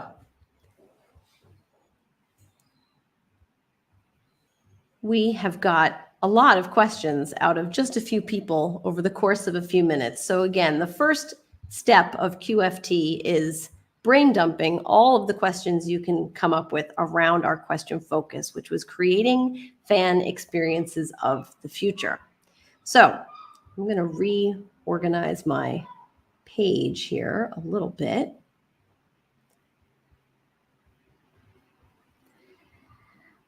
So the next thing we want to think about is, with our questions, in considering these, are some of them too broad or too narrow? Are some of them too simple or too complex? And are they answerable questions? Sometimes in this activity, we come up with questions that are great questions, but it could take the history of time to come up with an answer, or honestly, they're just not answerable. So the goal right now, I'm going to mute my mic so that Ellis and Riley can have a chat, but talk about these questions. And the goal is going to be to identify 3 of your favorite questions. Which of these questions do you think are the 3 most powerful and that aren't too broad or too narrow, aren't too simple or complex, and are answerable questions? So I'm going to let you talk amongst yourselves. I'll turn my mic off for a minute so that I don't reverb with Ellis, but let's hear it. And maybe as you're doing that, once you come up with your 3 questions, I'll highlight them so we know we're going to move forward with them. Awesome. I think number 1 on my list is increase access for large-scale events. I think if there's any F1 fans in the chat, you will know that the ticket prices are not what they used to be. So I think both ease of access, whether it's infrastructure to get there without having to wait 2 hours, and also financial access to, be able to even afford a ticket. I think that is definitely number 1 on my list. Yeah, that's a great one. I think I'm going to take... I really like the sustainable food choices. How can we offer more sustainable food choices? Because that's very encompassing. I'd be curious to dive into that one a little more. Yeah, I think that sort of off the field, track, stadium side of, the experience can also be with, what kind of engagements the fans enjoy most. I really like that one of, we see some sports events where it's get to your seat, maybe get, a drink and a snack on the way, but that's it, versus some of those they're really focused on the sort of outside experience. So I definitely think that is another solid one. Awesome. And are those our 3? Are we choosing 3 top? Well, we don't have to just choose these 3. Riley, since the Ellis, you have 2 of those. Riley, you give me one more, and then we'll talk about the quality of these questions and if we're going to take them to the end zone here. Okay. I think I'm going to go with how can fans become more educated at sporting events about their carbon impacts?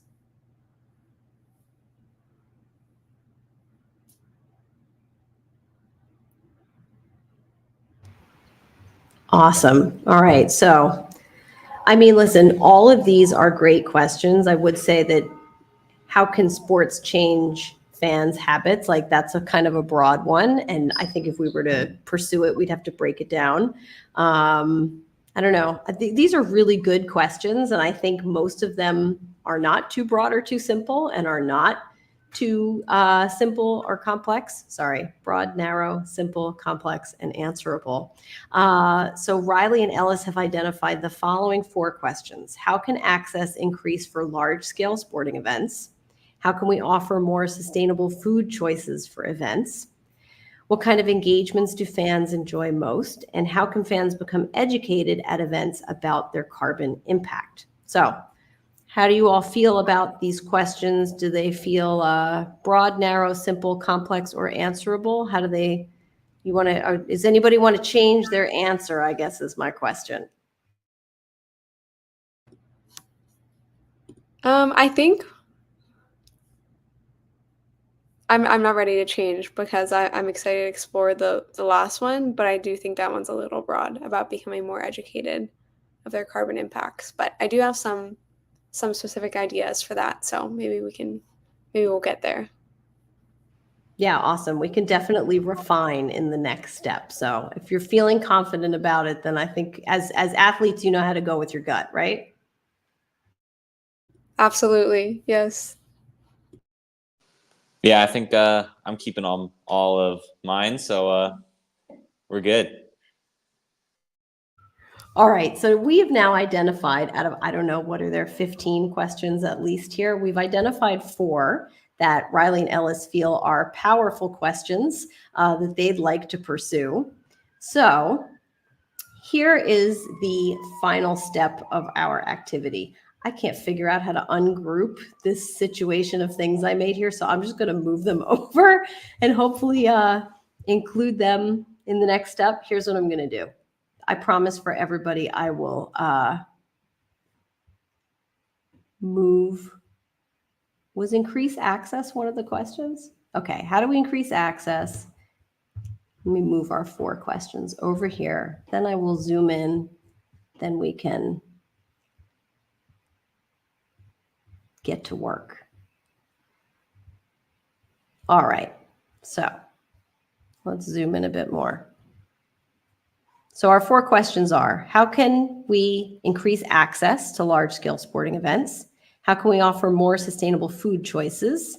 What kinds of engagements do fans enjoy most? And how can fans become more educated at sporting events about their carbon impacts? So your final piece of this challenge, and I'd love to take the community's feedback as well, is to figure out, well, how would you explore this question? If you wanted to take this to the next step, would it be an experiment? Would it be a research project? Is there something you could create or do? And again, just like session 1, bonus points if you are connecting it to a sustainable development goal. So maybe let's go one by one, Riley and Ellis, and you all can talk about how you feel about these questions and how you might explore them. And I will be your scribe and kind of add Post-its and notes to our board here, okay? You guys take. Yeah, I mean, I think all of them almost can kind of be an experiment. You know, when you look at a lot of them are sort of, you would have to get input from the event goers. So when you look at sustainable food choices, you'd have to obviously experiment with different combinations. So you jump in from diet restrictions, all like that. You'd have to see what already, you know, takes place when someone's gluten-free, vegan, vegetarian, pescatarian, all that. Fan engagement's easy. That's just pure statistics of having different engagements at different events and just taking in the numbers. So I think there's a lot of experiments that can be done for all of these. I have to agree. I will say, I think the one that stood out to me was offering more sustainable food choices. I think would take research into like how, because that's something we do actually at my company, is like how far is the food traveling to get to the event, and how much carbon impact is, you know, red meat versus white meat versus vegetarian options. So just attributing the carbon factor emissions to each type of meal. And then, yeah, there would be a lot of research and some calculations with that one.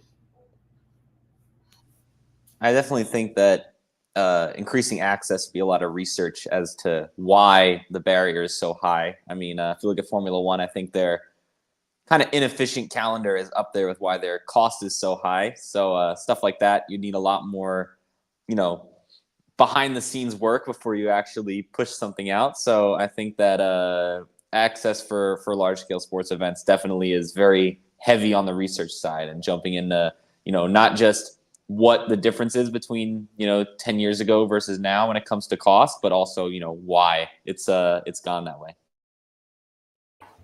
So you all have done a really great job. You've kind of focused on these, you know, top 2 here, increasing access and also the more sustainable food choice.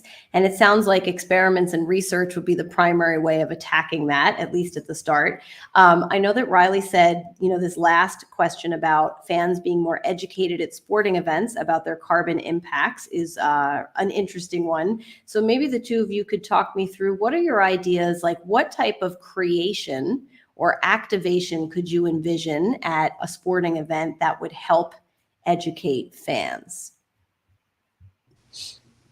Honestly, I think obviously the easy one is any sort of, interactive, I think a lot of the times they'll even do them at some events now is usually it's to get your email, but you could probably get a better way of having an actual prize at the end of it. But any type of sort of small exhibit with a little quiz at the end is always super easy to give someone an incentive to read through.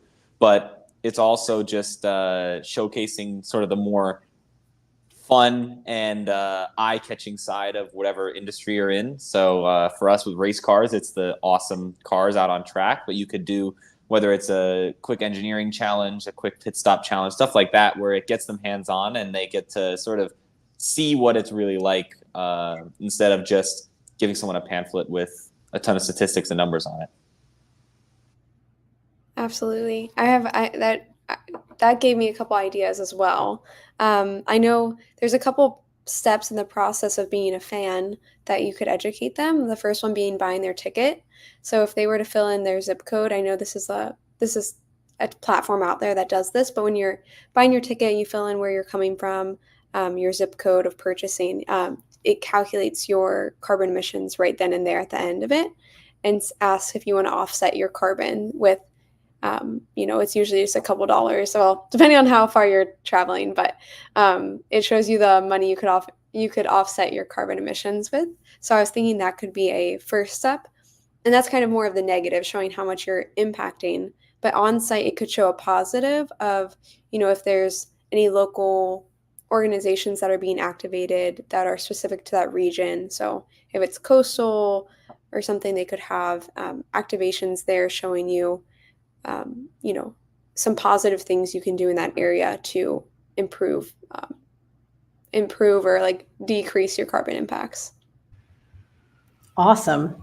Yeah, it's so interesting. I think all of the sessions today, this theme keeps coming back to education, right? Like, how do we educate people in a meaningful way? How do we educate and engage people in new and exciting ways that you all, who are, Gen Z, Gen Alpha, it all comes naturally to you, and it's hands-on, and it's learning by doing, and it's collaborative, and it's not exclusionary. I think all of those things are coming into play, and it's just so obvious that it's the best way forward for us. So I think the most exciting part of watching you both work through this is the creation part, because yes, it always takes a lot of data and a lot of research, but the different creations that you can come up with out of these questions to educate your fans. One of my favorites is Envision Racing in Formula E, where they made a replica of a Formula E car out of all the technology trash, like the technology bits. I thought was one of the coolest, creative expressions of educating people around sustainability. So I love your ideas, and I would love to see them come to a track, an arena, or a sports event near you someday very soon. Do members of our viewing audience have questions, comments, concerns, things they want to ask of Ellis or Riley as eco-athletes, or feedback they want to give on this QFT experience? Oh, the avatar game is leveling up in the audience here. As I'm looking over on the screen, every time I peek over, more and more people have taken the standard avatar out and put in something cool. So if anybody has a question for Ellis or Riley, we definitely have a few minutes to field it before we go to our quiz session that's going to test you all on some of the things that we learned here today.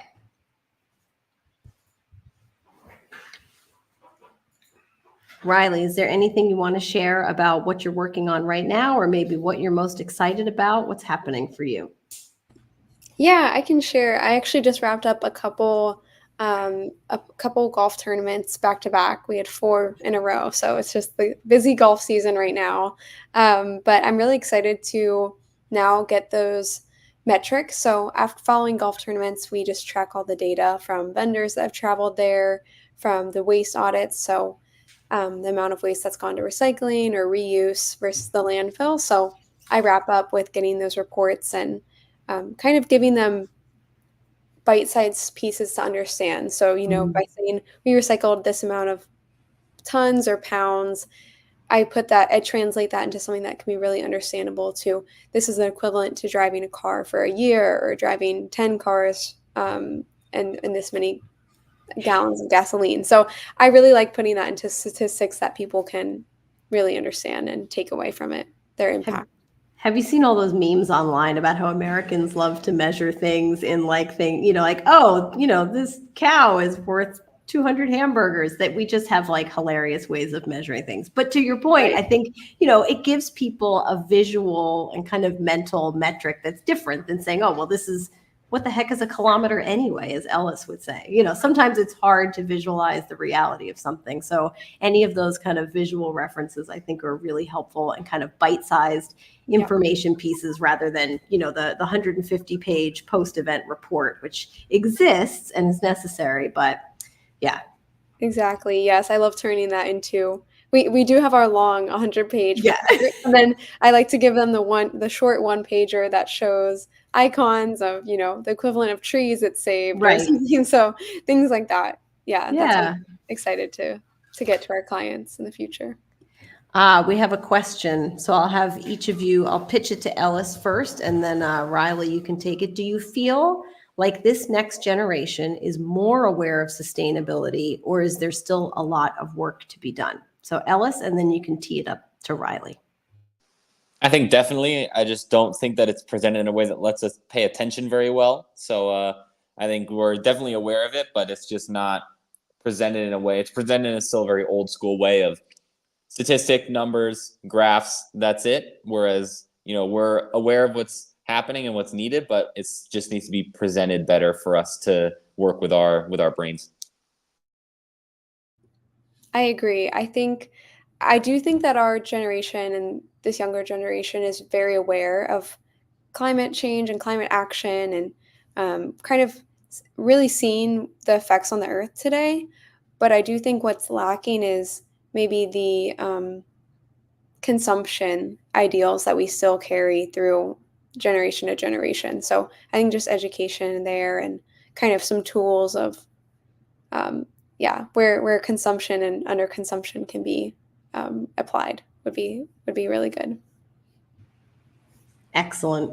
Well, again, just like our first session and our second session, bringing together young voices from different perspectives, both of you obviously from sport and amazing eco-athletes champions. This is just one way that you support your community and the world by, sharing your perspective and helping people learn. Thank you for being good sports and playing along with QFT.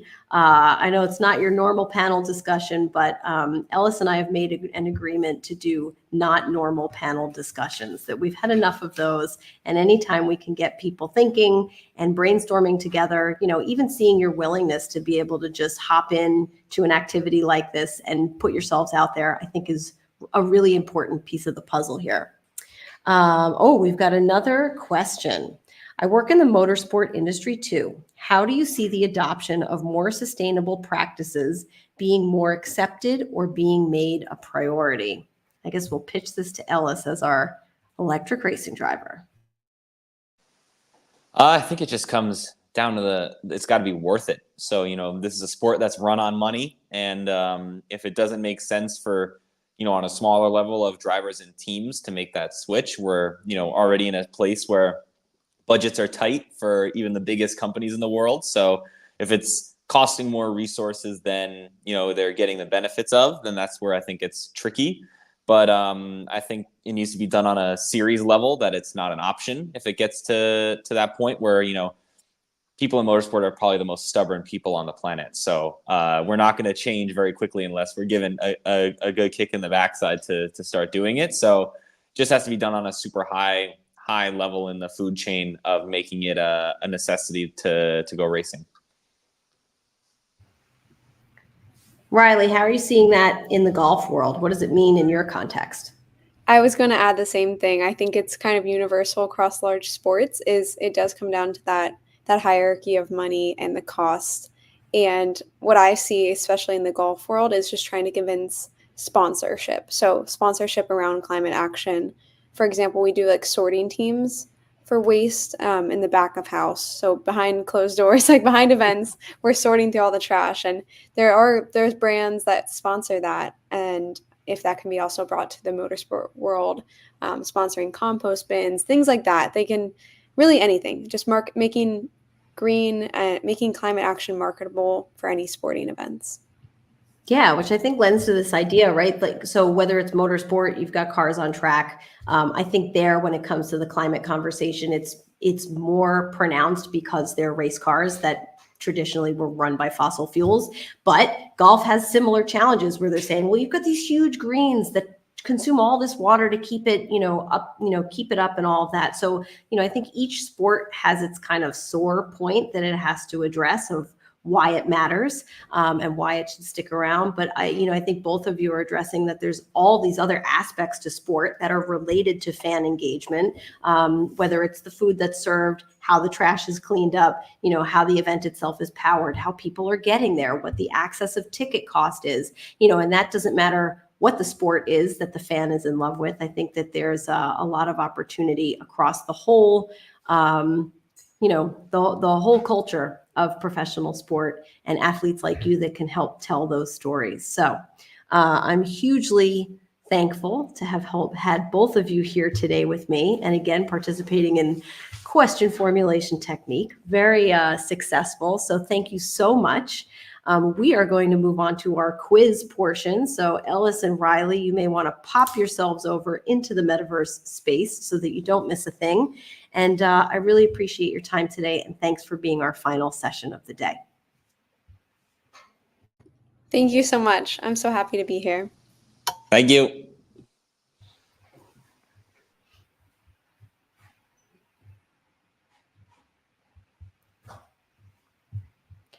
Okay, so you all have spent some time exploring the space. Hopefully you've been paying attention. And in just a few moments, we are going to present a quiz to see how well you've gotten all that information into your brain today. Let's see if our method to our madness worked here. So in just a minute, I will go ahead and post up a Slido, which, just like the ping racing game, you're going to use your smartphone to scan the QR code. It'll get you into our live quiz, and we will take it from there. After which, I'm going to make some closing remarks and close out the show here and invite you all to a rooftop dance party. So see you after the quiz.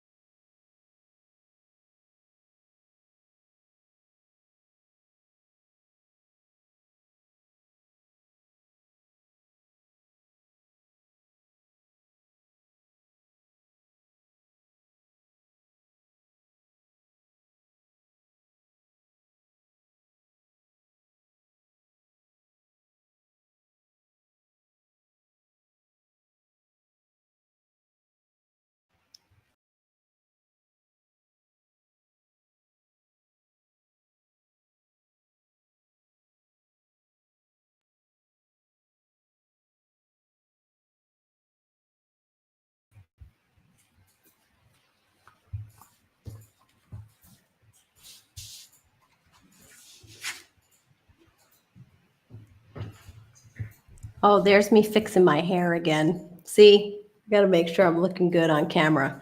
Luckily, when you have an avatar, you don't have to worry about that. But I just found out as we were off camera for a moment that Ellysium Racing's own Renners was human. So he's the winner, and he should be, because no one spends more time with the trio of Ellis, Michelle, and Frank than Renners. He's our honorary Spezia family member and definitely Team Ellysium team member. He does so much of the editing and filmmaking that you see along with Frank. So couldn't do it without him. So it's no wonder he knows all the answers to all those questions faster than anybody else. So we're about to wrap it up here. There's one more film that I want to leave you with. It's one of my absolute favorite things of all time. The film I showed at the beginning, the Let It Ripple film, is about interdependence and the fact that we need to work together. This film is about the singularity and kind of where we all come from. So it's something that's meaningful to me. I just think it's beautifully made, and I think it speaks really well to what the mission is of Extreme Hangout, what the mission and values are of Ellysium Racing. And yeah, I am so excited that we were able to do this first ever event. I know it will not be the last, and I appreciate and respect everybody that came to join us today. So it won't be the last time, and we'll be sharing tons of content from this event with you across social channels. I hope you've taken a selfie while you're here as well to share. And thank you. Thank you very much. Thank you to Ping for giving us their awesome racing game. That was so much fun. Thank you to FreedomWorks for being our host and HQ for the day. Great Wi-Fi, no lag. This has been incredible. It was my biggest fear for today, so I'm glad it went off without a hitch. And of course, all of our amazing presenters, whether it's our club racing friends, our Ripple Center fellows, our fellow Eco Athletes champions, or the guys over at Sector X doing incredible work in VR and AR. The future is bright, and there's nothing to fear. We're going to innovate our way out of the world's greatest challenges, and the rewards of being first far outweigh the risks. So I'll leave you with this film. Enjoy it. And then we're going to play a little music and hang out and have a bit of a dance party. You can stay as long as you like, and you're welcome to come back. The metaverse, luckily, is open 24/7. Come back anytime. Bring your friends.